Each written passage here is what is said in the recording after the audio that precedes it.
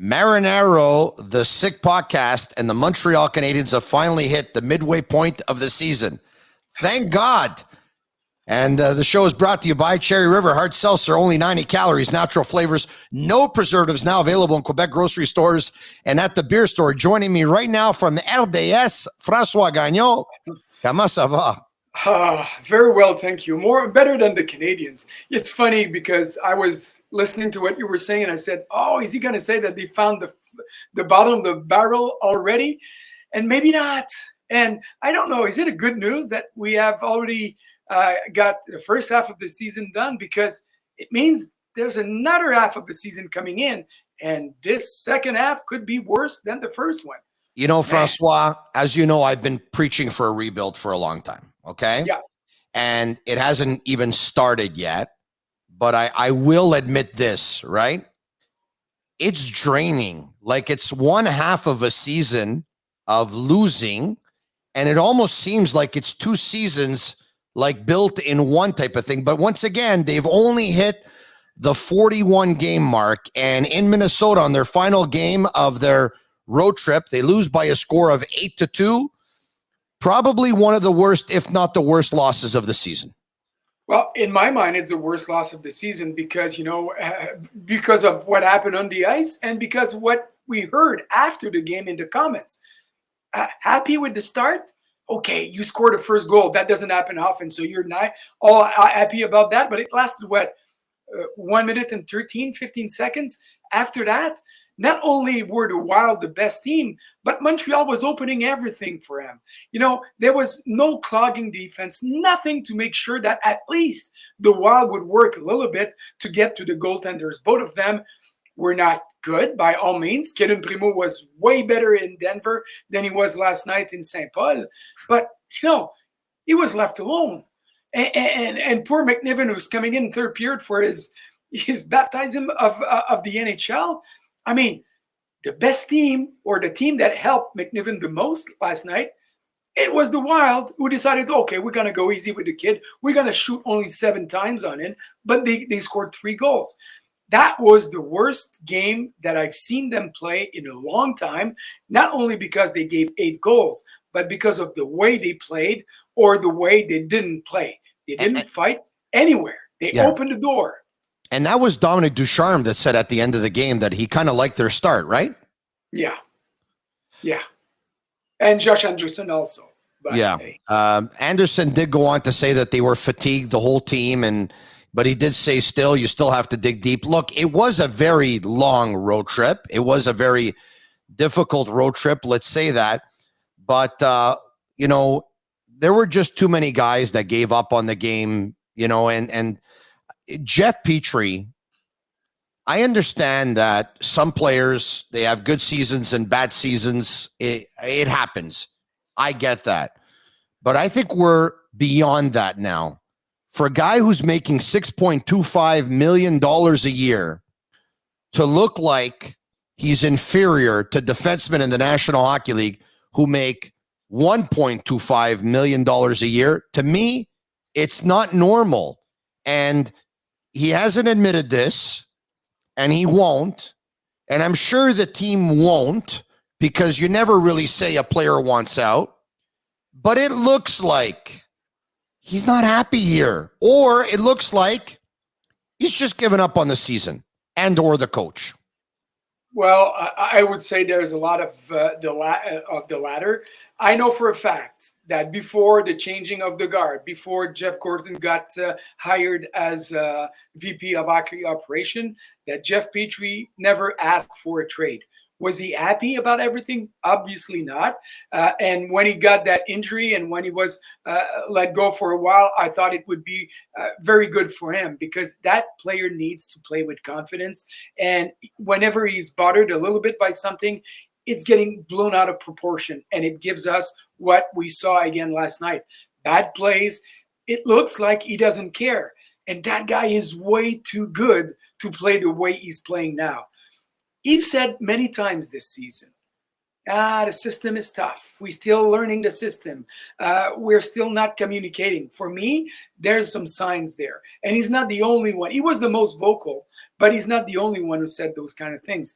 And that's the reason why I start to believe that even though Jeff Gorton said that Dominique Ducharme was safe until the end of the year, and even Kent Hughes came in and said, well, at least I'm going to meet the guy first, and I'll try to understand him and learn what he wants to do and everything. We'll see from there. And as much as I understand that they won't win, and it's maybe a good thing that they lose more than they win to get higher possibilities in the draft picks, on the other hand, at some point, you will need to make a change because you cannot let things go the way it's going right now, because the players will lose faith and then they will start from scratch with somebody new next year. So I don't know what they're going to do. But one thing that I would do if I would be in their position, and I mean Gorton and Kent Hughes, I would have a serious talk with the team, involving the coach, involving the team, and say, okay, where do we go from here? Because the letdown that I've witnessed last night, for me, is a clear message that the players don't care about anything. The system, the coach, their teammates, the fans, obviously reporters, but it cannot last that way for 41 games. If there still would be only 10 games, Tony, I would say, okay, forget about it. But let me throw something at you. Interesting observation, Francois. And I know you wrote about it on LDS.ca, which I would tell people to go and give it a read. Having said that, let me throw a scenario at you. You replace Dominique Ducharme. And I know you're probably going to tell me, Tony, don't worry about it. The team's not good enough to go on a roll. But let's just say that they do. Let's just say that they replace the coach. They bring in a new coach. There's a jolt. Takes a couple of games. Then all of a sudden, they win 8 of 12. Mm-hmm. And then they lose a couple, and then they win 4 in a row. And then they lose a couple, and they win another 4 in a row. They still won't make the playoffs. But now all of a sudden, you're going to an NHL amateur draft that's going to take place in Montreal in July, where that, for the fan base, is basically their Stanley Cup final this year.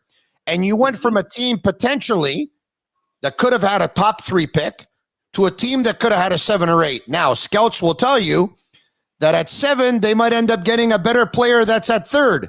But that buzz in that arena that fan base so desperately needs won't be the same. Okay.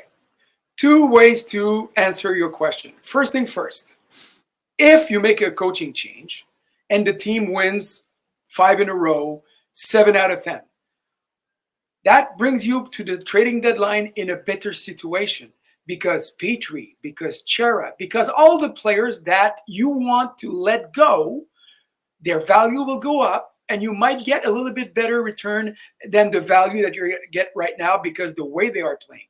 That's first. Second, let's say that at the end of the year, instead of finishing 32nd, they finish 31st or even 30th, whatever happens.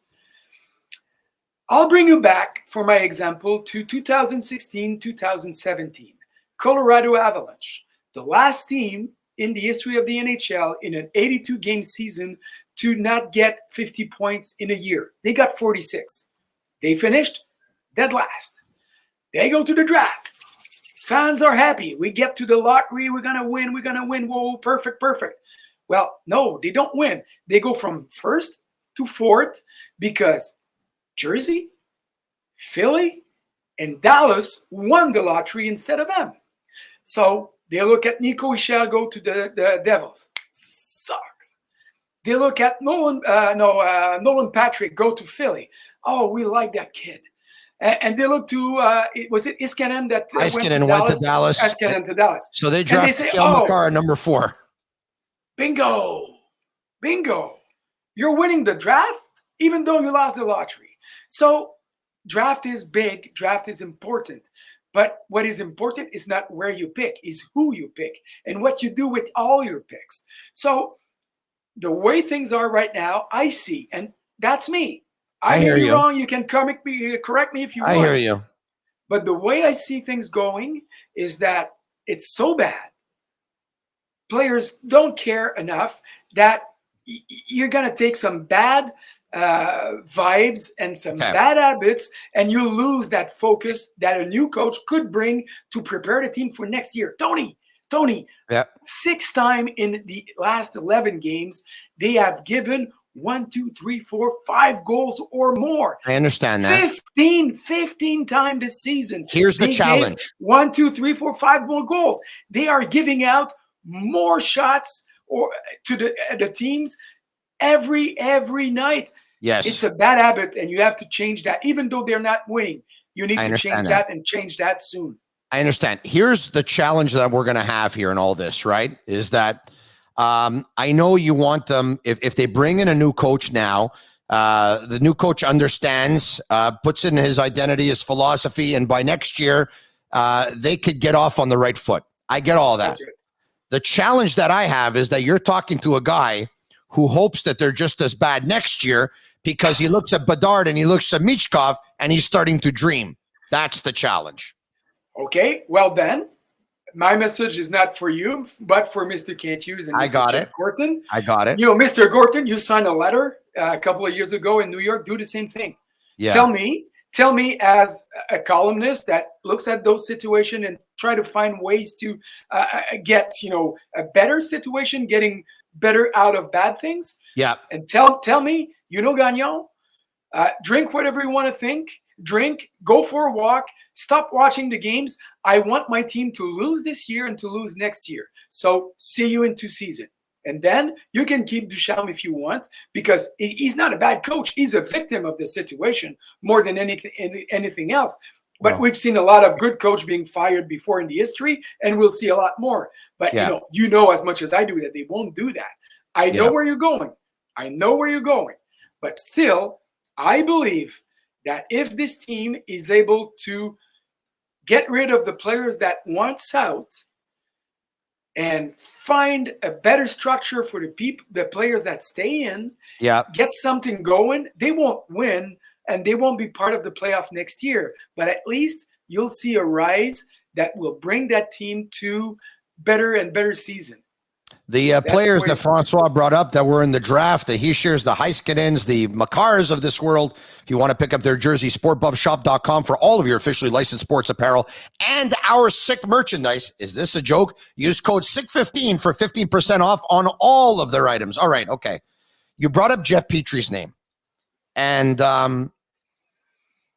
let's just say he wants out. You know as well as I do that the challenge, though, with what you said is Petrie will have 3 years remaining on his deal after this year that will pay him $6.25 million a year.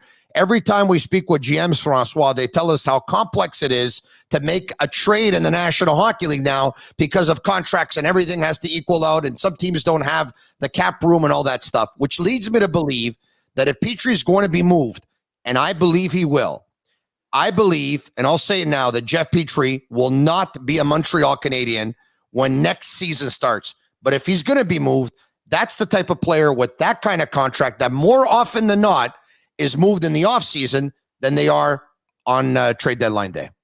I agree. And there will be a big job of communications that will need to be done by Kent Hughes or Jeff Gorton or Chantal Machabé to make the fans understand that, you know what? We have traded Jeff Petrie and his contract. We're not getting a lot in return, player-wise or draft pick-wise, but we are gaining a lot in salary cap space, and that is a huge value. And those equations, Tony, will be important for the Gallaghers of the world, for the Carey Price of the world, for all the other players that might be moved around, not only in Montreal, but somewhere else. Now, I understand that for you and I, and for the fans, cap space doesn't bring you victories. And furthermore, it brings you in a situation where it's going to take 2 more years, 3 more years. Again, they're coming with the cap space, but that's the reality of the game. Yeah. And if they want to build strongly and for a long-term period, they need to be wise with their money. Get the example of the Minnesota Wild last night. I was just going there. One legit superstar in that team. Correct. And his name is Kirill Kaprizov. Matt Dumba, is a bona fide number one defenseman. I would not call him a superstar, but I would have him in my team any day of the night. Yeah, for But sure. look at that team playing. Yeah. They play as a team. The second line, the third line, everybody plays the same. They are working. You open the zone the way Montreal did, well, the fourth line is going to kill you. Erickson, And that's exactly. Greenway, and Foligno. Do those guys work? And it could be considered a third line for the Minnesota Wild. But, Kent Hughes brought up Bill Guerin's name when he was introduced as the general manager of the Montreal Canadiens. And I had a chance to speak with Bill Guerin, and he was hired 2.5 years ago from the Minnesota Wild. They were a top 10 team last year. They're better than a top 10 team this year. And that's a reset that they did. And one of the things when you talk about cap room, 23 months into his tenure, he alleviated some cap space by buying out Zach Parise and buying out Ryan Suter. And I don't know if that's the path that they're going to take with Carey Price, but Price and the Petries of this world, those are big contracts that is hard to trade during the season. I believe that they will not be Montreal Canadiens very much longer. Maybe, I don't think Petrie starts next season, and maybe Price does, but I think he'll be elsewhere within a year from now. Just my gut feeling, or a year and a half from now, max. But you brought up a word before, communication. And I'm going to try and tread very carefully on this one because I don't want to be disrespectful, because it's definitely not my intention. You know as well as I do, Francois, coaches, GMs, they'll always tell us that systems in the National Hockey League, they're pretty much they're almost very, pretty much everyone plays the same system, and there's a tweak here, there's a tweak there, but everyone knows all that. Mm-hmm. Dominic Ducharme has said on more than one occasion, come on, they can understand the system. It's the same system I used with the junior team and all that stuff. Let's just say Dominic Ducharme has taken a system and has tweaked it a little bit and put his variation in there according to the personnel that he has. I watched the press conferences. I know that you're a part of those Zoom calls. And once again, I'm going to say this respectfully. Sometimes the message to me, it gets a little bit lost in translation.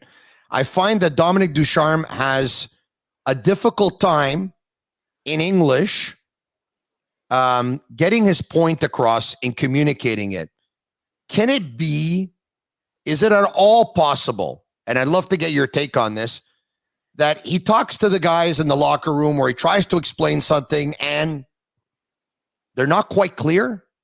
Possible? Or is that a stretch? Well, I think it's possible, and I will go a little bit further than that. And with all due respect, I think that the way things are right now, it's kind of obvious that, they don't buy it. And systems are systems. I understand that. I've been in this business a long time. I spoke to many coaches, some coaches that had no systems, some that had a lot of systems, some that were coaching with their gut more than with systems, all kind of coaches. And some of the best coaches told me, you need to implement something. Guys need to understand what you want, but you need to give them some leeway also. And you also need to understand what the other team is giving you. Sometimes I was asking some great coaches that have more than 1,000 games and won a lot of games and went to Stanley Cup finals, and, they did some good things. And I say, okay, what's your system? When you go with the puck, what do you want to see your players do? Well, what about a dumb question? I want them to look around and see what the opponents are giving them, because you play with what you get. It's okay to say, okay, I'm going to dump the puck and chase. If we don't have anything else, let's do this. But if there's some openings, use them. And that's what the Wild did last night. You don't have a finesse hockey team with the Minnesota Wild, but the way the Canadiens were spreading out all over the ice and not competing, everything was open. So that line of Greenway and all the other guys, that line of Frédéric Gaudreau was taking a great care of the most offensive player of the Canadiens. We're having a ball because everything was open. So, the way I see things, and when I hear the message of Ducharme saying that, it's not that complicated, well, it looks that way. And if the players are not giving what you're asking them, find a way to make sure that you're going to get what you need from them. I know they're not going to score 5 goals a game, but they cannot give 5 goals a game. And that's the easy way to play hockey, to clog everything up and to save your goaltenders, especially young kids like the ones that are now. I mean, we all know you go on the road, you play a boring type of game, and you don't give over 100 shots to the other team. You cannot do that. And for me, even though a lot of things are not Dominique Ducharme's fault, and in many ways he's a victim, I look at him and I say, hey, coach, it's your responsibility to play with the assets or the lack of assets that you have. So find ways to maximize what this team can give. And it's not 8-2 loss. They can do better than that. They're going to lose. Might lose 3-1. Might lose in overtime if they play really good like they did in Colorado, but not the way they did last night. All right. We talked about Bill Guerin before. It took him 57 games into his tenure, 57 games into the season for him to make a coaching change, relieve Bruce Boudreau of his duties, give the interim tag to Dean Evison, and then 5 months later, he gave Dean Evison the full-time job. You piqued my curiosity with this one because Kent Hughes said that the type of team that he wants in an ideal world is a team that moves the puck fast, a team that will play puck possession hockey, and a team that will be an offensive team. He did preface it by saying that he would need the personnel for that to happen. If they make a change now with Dominique Ducharme, are you looking at putting someone in like giving it to Luke Richardson between now and the end of the season, or already hiring the guy that will be the next coach of the Montreal Canadiens? And if that's the case, who can you think of that is available and that fits what Kent Hughes wants? If I decided to make a move, I would do it sooner than later because I want to prepare next year. And because if my mind is set, I don't want to lose that candidate. So that's the first part of the answer. Second part, 3 names plus 1. The plus 1 will always be there, and it's Patrick Roy. He was there for the GM job. He will be there for the head coach. He would be there for the Zamboni driver machine. Okay? So he's always going to be in the equation. But I put him aside. My 3 other candidates. First one, Pascal Vincent, who grew up with the Winnipeg Jets, who left Winnipeg to get an associate coach job with the Columbus Blue Jackets. He's doing wonders over there. Pascal Vincent is ready to be a head coach in the NHL. Ready, okay? If he's not there yet, or if he doesn't get there until the end of the year, and I believe that it's going to be a move in the summer, he will replace Paul Maurice as the head coach of the Winnipeg Jets next season because Maurice left, and Lowry is there for the interim fashion. I don't believe he would like or keep the job on a prolonged basis. So Pascal Vincent is available now for a head coach job. Yes. And if he's my guy, I don't want to lose him to Winnipeg, so I move quickly. Second candidate. Correct me if I'm wrong, very rare that a guy who is currently an assistant coach in the National Hockey League at the midway point of the season takes over a head coaching job with another team in the National Hockey League. Well, I've seen that before with the Ottawa Senators when Pierre Gauthier went to pick Jacques Martin from Colorado in a season where the Avalanche went to win the Stanley Cup. He was not prepared to bring him early, but the team was going so south that he had to make a move because fans were not showing up anymore, and he had to do that. So it's been done before. So that goes for Pascal Vincent. Second candidate, Benoit Gros. Benoit Gros has developed some kids that brought the Tampa Bay Lightning to the Stanley Cup. Not all of them, but many of those players. He is a rugged type of guy, very different than Pascal Vincent, who would be more than the Dominique Ducharme type of guy, more cerebral. Can be tough at sometimes, but more a cerebral type. Not that Benoit Gros is not cerebral. He's a hockey genius in his ways, but he was rugged. He was tough before, and that hurt him along the way. He's been with the Lightning organization for many years, and I believe that he will have learned a lot to find better ways to deal with the kids and with professionals. Not to downplay the competency of any of the 2 candidates that you just brought up, but it should be said, though, that it is, once again, and I understand the realities that are the market of Montreal, the toughest place to coach in the entire National Hockey League. You correct me if I'm wrong. The most pressure, the media pressure, the fan pressure, the history behind the Montreal Canadiens. Two coaches who have never coached one NHL game as a head coach. I agree. I agree with you, but that are ready. I know for a fact that Ben Gros wouldn't be bothered half a second with the pressure. He's that type of guy. I don't know Pascal Vincent on a personal basis enough to know how he would be able to deal with that, but for Benoit Gros, I have no problem. He's more the Patrick Roy type of guy. Let's put it this way, okay? And he's ready for the job. And yes, the coach needs to speak French. But those guys, even though they have no NHL experience, have a lot of background in hockey for a long time. They're not kids that are coming in. Yeah. They are real professionals that paid their dues around the NHL and are ready to move on. If it's not in Montreal, it's going to be somewhere else. Can I guess who your number 3 is? Well, go for it. Is it Guy Boucher?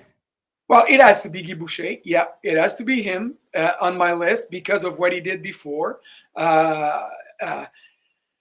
He's ready to come back. He is, how can I say this? He is, I would say, the midpoint between Benoit Gros and Pascal Vincent. Can be really cerebral at times, can be real tough some other times. Sometimes he was too tough, sometimes he was not enough. He was giving a lot of rest in Ottawa with the Senators players because he felt, and his equation was rest is strength or something like that. And it hurt him on the long run because some veteran players were taking over that rest periods and they were getting a little bit lazy, and the GM there was not happy with that kind of situation, and it cost him his job. But they all learn. When you lose your job, you understand why. What happened there? I gave too much to this guy. I protect too much that one. I'll be better next time. So Guy would be ready for that kind of job, and I know that he thrives with pressure. The pressure would be here. So those 3 are my candidates, with, of course, Patrick Roy being not far in the equation. I think a lot of it depends on Vinny Lecavalier, who played for Guy Boucher for 3 years, who's meilleur chum avec Kent Hughes. I'm sure he's already asked Vinny. I'm sure he already has a scouting report, put it that way, on Guy Boucher. But if Vinny enjoyed his experience, that puts him in pole position. And if Vinny did not enjoy his experience, I don't know if he did or he didn't, then that doesn't. Having said that, and I'll ask you one question before, but first, matrixhomefitness.ca. Look at me. I went from 5 chins to 3 chins, Francois. I'm even burning calories. It's pretty cool. Bring it home. Discover a club quality workout in the comfort of your home and visit matrixhomefitness.ca. Okay. Here's, let's end it with this, because Guy Boucher was not unanimous. Some thought he was a genius for the power play. Some thought he was going to be a modern day coach genius. And others said, oh my God, this guy's killing hockey. And everyone remembers that game versus the Philadelphia Flyers, where Tampa Bay just sat back and didn't move, waiting for the Flyers to move the puck. And the Flyers said, you know what? We're going to get you to move. And Tampa Bay didn't want to move. And that obviously was not good advertising. If Kent Hughes wants a team that is an offensive-minded team, is Guy Boucher a fit when everyone thinks back to that game between Philadelphia and Tampa, and he was asking his team to play defend and counter, and not possession and not offense? My answer to you would be yes, just like the other candidates. And what I like with those 3 candidates is that they will be able to get, in my mind anyway, the maximum of the players that they will get, that the Kent Hughes will give them. And that's important for the next 2 or 3 years. Again, I'm going to come with an example with Ottawa, because that's where I started my career. They were dead last. They were bad in all facets of hockey. Jacques Martin comes in and says, you guys, you know what? You're not the best hockey players. So we're going to play defensive, boring hockey just to get structured enough, and we will learn with that, and we will learn with that. And then the kids coming in, the Alfredsons, all the other kids, the Assas are coming in. Suddenly they have strength offensively. What did Jacques Martin did? He opened up. for many years, the Ottawa Senators were right there in the top 3 teams for goals scored. Not only defense, but for goals scored. So give coaches, the players, give them the tools to make sure that you can play fast hockey, puck possession hockey, and offensive hockey, and they will do it. They are bright. They work 27 hours a day watching videos, dreaming about hockey, talking about hockey to find ways to get things going. Right now, nothing is happening in Montreal because that team is bad. That team is hurt by injuries, by COVID, by the atrocious number of bad defeats. Yeah. But at some point, you will need to turn things around. And again, I'm not blaming Dominique Duchamp for everything, but the way I see things, they are giving way too many shots. They are losing badly way too many times for him to being able to get things going back on and work for the better future. If Dominique Duchamp is not the coach of the Montreal Canadiens for next year and the years to come, I think that sooner than later, and I would do it sooner, you need to replace him. All right. You went to Ottawa. I'm going to go to the Cobra de Parc-Ouellet de Ville-la-Salle, where I started my career. At one point, the team was losing. I went to the president of the club. I said, when are you going to get rid of this coach? He said, we can't. I said, why not? Because we're paying him already too much money. We have no more money to bring in somebody else. I think that's going to be a part of it. I also think that if Kent Hughes relieves Dominique Ducharme of his duties after watching him for 4 or 5 games, a lot of people are probably going to say you didn't give him the benefit of the doubt. It was the lost season. It was the COVID depleted, decimated. So my bet is that they will not relieve Dominique Ducharme of his duties this season. I'll end it with this. Yes or no, you think what? I think you have a valid point, and it might be the way it's going to come. But if it would be me and I would have a candidate that I want in place, I would do it sooner than later. Francois, I always have fun chatting with you on the Sick Podcast. Thanks for doing this, man. Thank you. You can follow us on our Facebook page at The Sick Podcast, our Instagram page at The Sick Podcast, our Twitter page at The Sick Podcast, and subscribe on YouTube at The Sick Podcast. It's absolutely free because this podcast is sick. 8-2 loss in Minnesota? Is this a joke? No. Salut, Francois. Bye-bye.